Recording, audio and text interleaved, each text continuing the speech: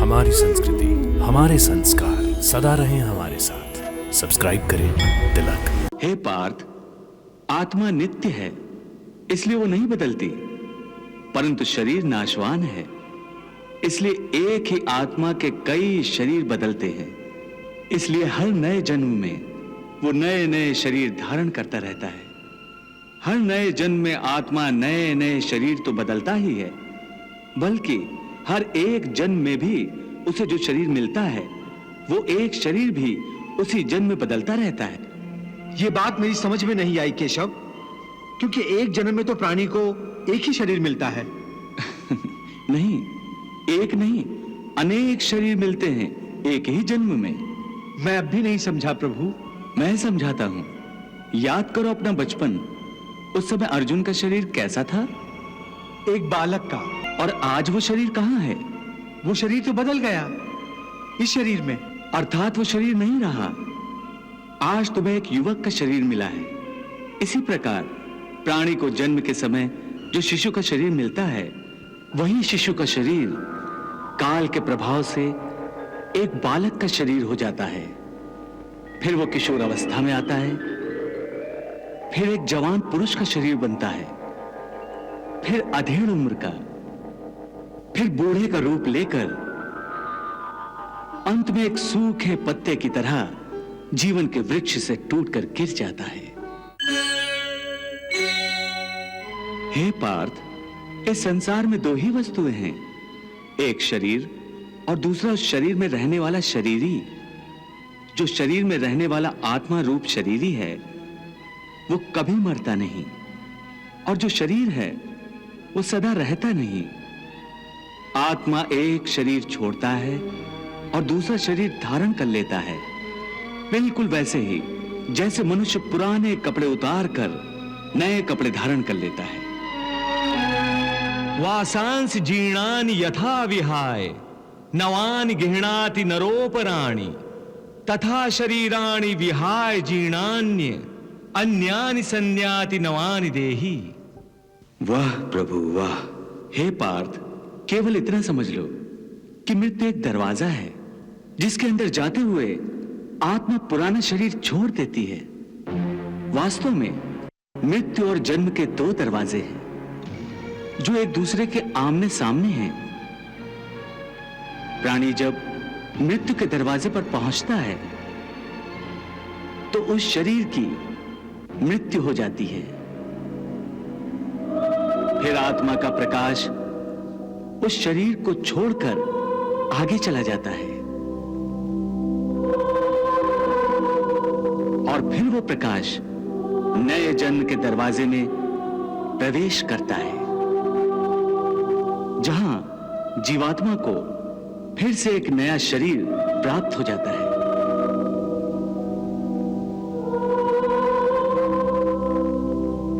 और वहां से उसके नए जन्म की नई यात्रा शुरू हो जाती है। हे पार्थ, आत्मा नित्य है, इसलिए वो नहीं बदलती, परंतु शरीर नाशवान है, इसलिए एक ही आत्मा के कई शरीर बदलते हैं। इसलिए हर नए जन्म में वो नए नए शरीर धारण करता रहता है। हर नए जन्म में आत्मा नए नए शरीर तो बदलता ही है, बल्कि हर एक जन्म में भी उसे जो शरीर मिलता है वो एक शरीर भी उसी जन्म में बदलता रहता है। ये बात मेरी समझ में नहीं आई केशव, क्योंकि एक जन्म में तो प्राणी को एक ही शरीर मिलता है। नहीं, एक नहीं, अनेक शरीर मिलते हैं एक ही जन्म में। मैं अब भी नहीं समझा प्रभु। मैं समझाता हूं। याद करो अपना बचपन। उस समय अर्जुन का शरीर कैसा था? एक बालक का।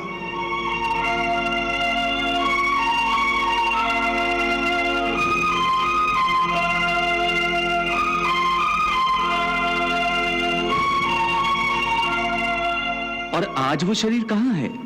वो शरीर तो बदल गया इस शरीर में। अर्थात वो शरीर नहीं रहा। आज तुम्हें एक युवक का शरीर मिला है।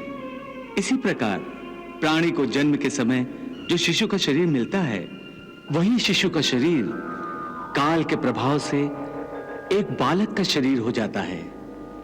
फिर वो किशोर अवस्था में आता है, फिर एक जवान पुरुष का शरीर बनता है, फिर अधेड़ उम्र का, फिर बूढ़े का रूप लेकर अंत में एक सूखे पत्ते की तरह जीवन के वृक्ष से टूटकर गिर जाता है।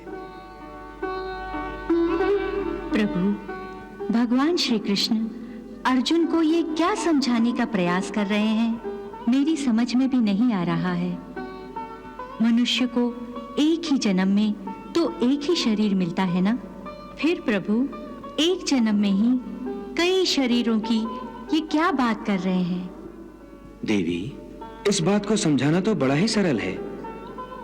देखो, मैं तुम्हें दृष्टांत देकर समझाता हूं। किसका दृष्टांत? अब भगवान श्री कृष्ण को ही ले लीजिए। इस समय वो गीता का महाज्ञान अर्जुन को दे रहे हैं। उनका शरीर देखो। इन्हीं भगवान श्री कृष्ण ने जब पूतना को मारा था, उस शिशु काल में उनका शरीर कैसा था? श्री कृष्ण तो वही हैं, शरीर बदल रहे हैं। और आज देख लो उनका ये शरीर। इस प्रकार जो शरीर पल पल छिन छिन अपने विनाश की ओर बढ़ रहा है, उस शरीर की मृत्यु का शोक ज्ञानीजन नहीं करते। इसी रूप के लिए शास्त्र कहते हैं, कृष्णम वंदे जगद्गुरुम। फूल की भांति हमारे शरीर अपने प्रकृति के कारण जन्मते हैं, बच्चे बनते हैं, जवान होते हैं, फिर वही जवानी मुरझाने लगती है जिसे बुढ़ापा कहते हैं। और उस वृद्ध शरीर को जब आत्मा छोड़ देती है तो उस शरीर की मृत्यु हो जाती है। परंतु वो आत्मा कहां चली जाती है? शरीर के बिना आत्मा कहां और कैसे वास करती है? पुराना शरीर छोड़ने के बाद आत्मा नए शरीर में वास करती है। किसी शिशु के शरीर में चेतना रूप होकर आ जाती है, फिर वही चक्र शुरू हो जाता है।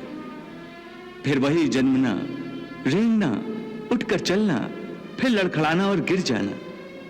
ये सब शरीर के कौतुक हैं। इतनी बात समझ लोगे तो ना तुम्हें किसी के मरने का शोक होगा और ना तुम्हें मृत्यु का भय होगा।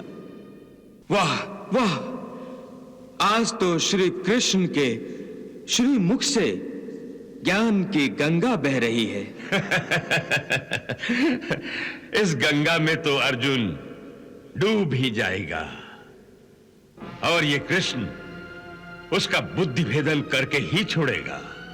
महाराज, जो भी इस गंगा में स्नान करेगा उसकी आत्मा तक निहाल हो जाएगी। संजय, मैं देख रहा हूं कि अर्जुन के बाण तो तुनीर ही में बंद पड़े हैं, परंतु कृष्ण के मुख से निकलने वाले बाणों ने तुम्हारे हृदय को निशाना बना दिया है। महाराज, बात ही दिल को छू लेने वाली हो तो कोई क्या कर सकता है? मुझे चिंता हो रही है। लगता है तुम्हारी तरह अर्जुन भी कृष्ण की बातों के चक्रव्यूह में फंस जाएगा, परंतु उसकी बातें सुनने के अतिरिक्त हम और कर भी क्या सकते हैं? हे अर्जुन, हम और तुम ये शरीर नहीं हैं। हम तो इन शरीर के अंदर रहने वाली आत्माएं हैं। ये शरीर तो केवल हमारे रथ हैं, हम उसके स्वामी हैं।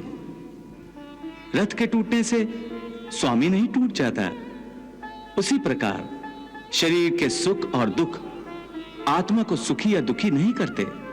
यदि हम आत्मा हैं तो फिर ये सुख दुख का आभास हमारी आत्मा को क्यों होता है? ये सुख दुख का आभास आत्मा को नहीं होता, केवल शरीर को होता है। तो फिर आत्मा को क्या होता है? आत्मा को कुछ नहीं होता, क्योंकि ये होना न होना, सुख दुख, सर्दी गर्मी, ये सब प्रकृति के नियम हैं। आत्मा तो अविनाशी परमात्मा का अंश है, इसलिए आत्मा प्रकृति की सीमा से बाहर है।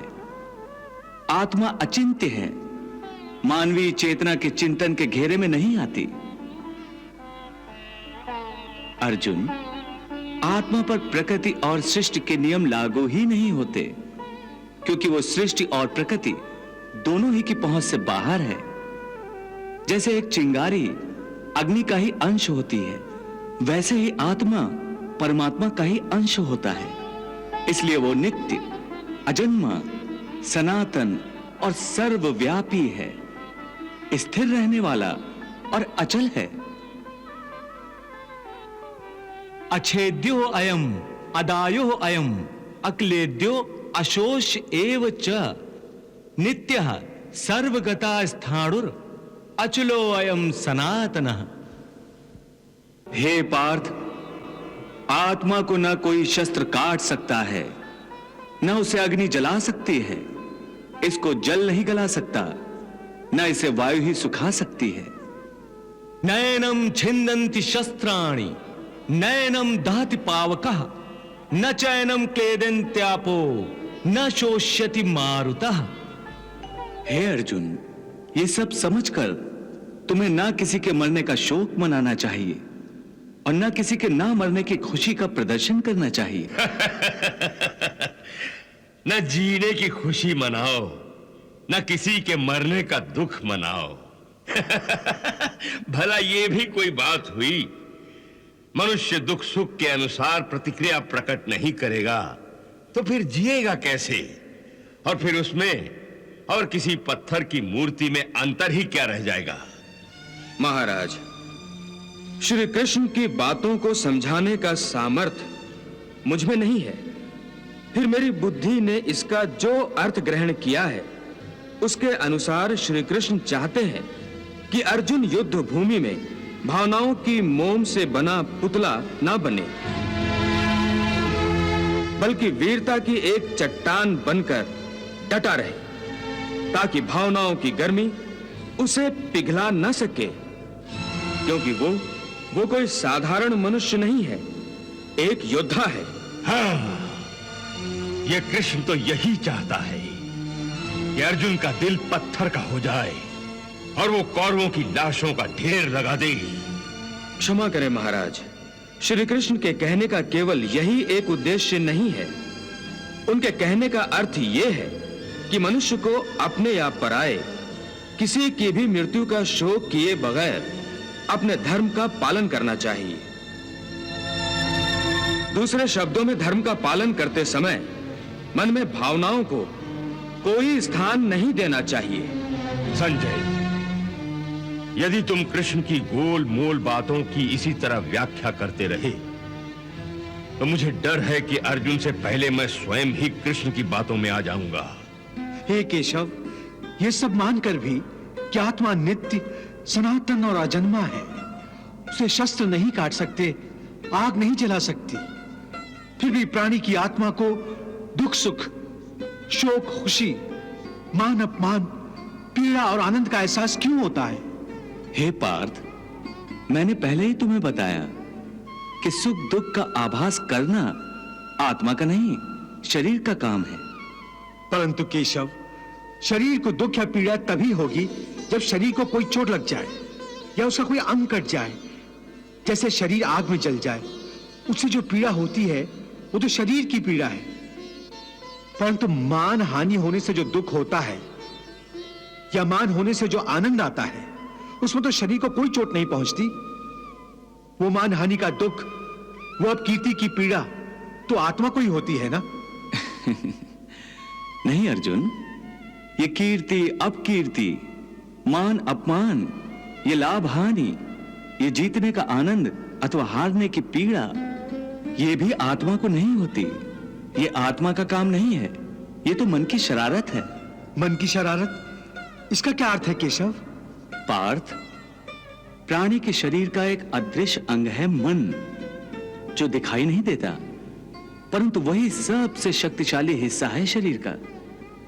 ये याद रखो कि मन शरीर का हिस्सा है, उसका आत्मा से कोई संबंध नहीं। आत्मा यदि रथ में बैठा हुआ रथ का स्वामी है तो मन शरीर रूपी रथ का सारथी है। ये मन ही इंद्रियों के घोड़ों को इधर उधर भटकाता है। हे अर्जुन, मनुष्य को मैं के घमंड की मदिरा पिलाकर मदहोश करने वाला पाखंडी केवल मन है।